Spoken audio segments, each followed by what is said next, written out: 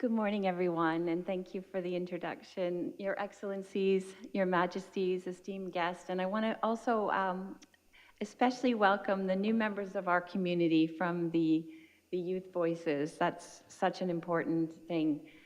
You know, this is a community of people who are working very hard on these issues for some of us decades, and it's important to have the new voices and integrate them in and to steer us, as you said, to the future. It's an honor to be here to continue this critical conversation on AI and the impact on children. When I founded the WeProtect Global Alliance in 2014, the goal was to unite governments, law enforcement, and the tech industry in a unified effort to combat online abuse and sexual exploitation.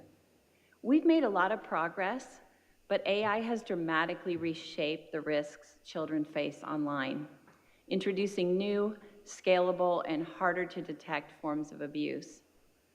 For context, my work spans over 4 decades in technology. I joined my first digital startup in 1985. I have seen the rise of the internet, the shift to mobile, the emergence of social media, but nothing has matched the speed, the scale, and the complexity of AI. Reid Hoffman, who is the founder of LinkedIn and also PayPal, he described this moment as a cognitive industrial revolution in his new book, Super Agency. Now, AI is changing not only how we create, but how we think, dream, and invent. And this is going through the looking glass. AI is driving creativity and enhancing human agencies in ways we never experienced before. But it's also being weaponized to create synthetic child abuse material at scale. It's overwhelming our detection systems, and it's emboldening offenders. AI chatbots are grooming and manipulating children in real time, and algorithmic incentives are driving harmful content to young audiences because outrage and addiction, unfortunately, are profitable. These harms are not theoretical. They are happening right now, which is why I recently produced a film called Protect Us to expose the devastating ways that AI is already being weaponized against children. The film is based on real-life cases that I assembled to reflect the patterns of abuse that AI itself is enabling. To write the script, we used a domain-specific large language model to identify these patterns and translate them into a powerful narrative. Protect Us is just 15 minutes long, but the impact stays with you. And even though I've seen it at least 100 times, it still brings me to tears. And I encourage you all, as soon as you can, to watch the film. It's available on WeProtect.org and YouTube, and I hope that we're thinking about trying to share it together as a group during the lunch break if you want to watch it together. Now, the other thing that this film is really important for is it's an incredible tool to raise awareness and drive action in schools and other places. Earlier this week, we had the opportunity to work with Telefono Azura, who is one of our partners, and to launch the film in front of 60 young people, which was incredibly powerful to get their views and for them to come out and share exactly what's happening to them today. And the parallels were really strong. Now, in addition to all the impacts that AI is bringing to society at the moment, the political context we're operating in is just as complex as the technological one. And I would be remiss if I did not mention the elephant in the room. Political division and increasing geopolitical instability have reshaped the Overton window. For those who may not have heard this term before, it reflects the range of politically acceptable solutions available to policymakers and regulators at any moment in time. Now, in the past decade, the focus for child protection online was always on platform responsibility and content moderation. But as we have heard this week, that model is failing.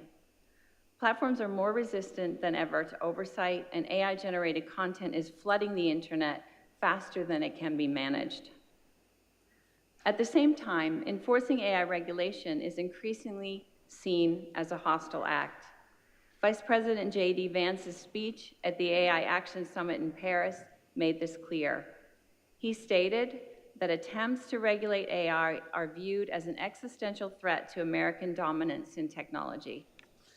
President Trump has also reinforced this stance, making it clear that any effort to regulate AI from outside the United States will be seen as a direct attack on American interests.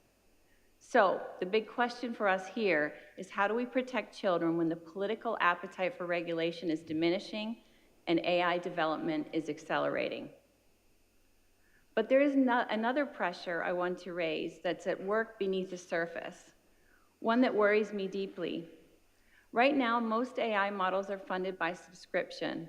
However, the costs of developing and running these models at scale are enormous. These systems are computationally intensive and expensive to maintain. To offset these costs, platforms are exploring ad-driven models, turning to the same engagement-based incentives that fuel social media.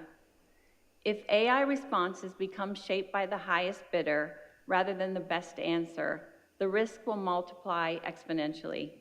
We cannot afford AI systems that are designed to manipulate engagement and prioritize profit over truth.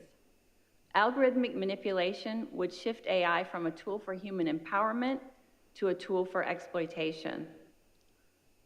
Open source AI is the third area I wanted to mention in terms of technological challenges.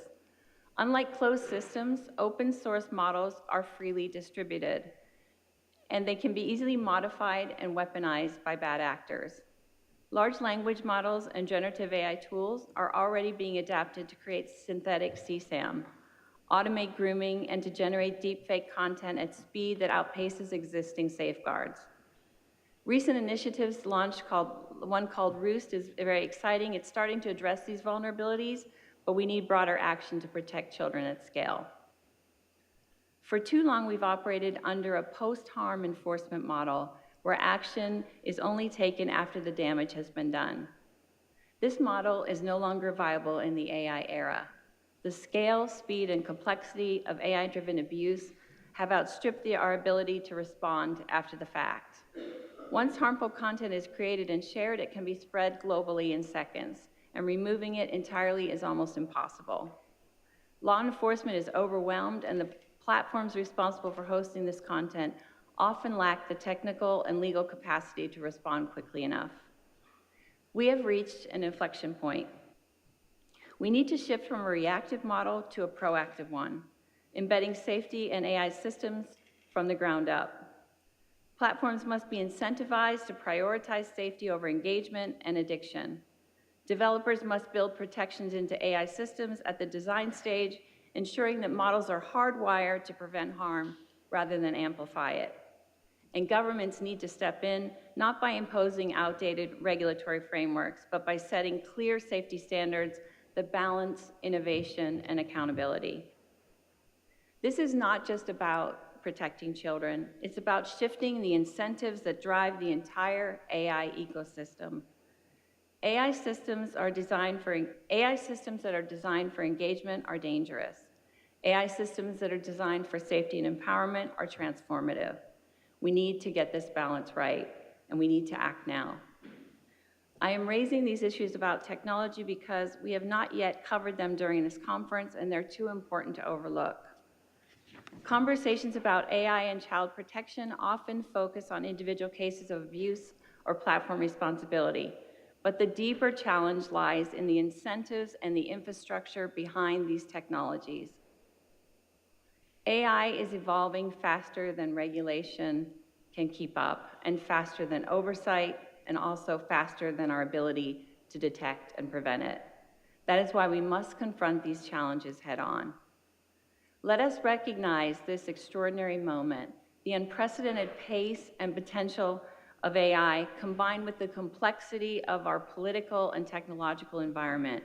It demands a new approach and new solutions. The window has changed, but the doors are open. We must walk through them now with purpose and resolve. Thank you.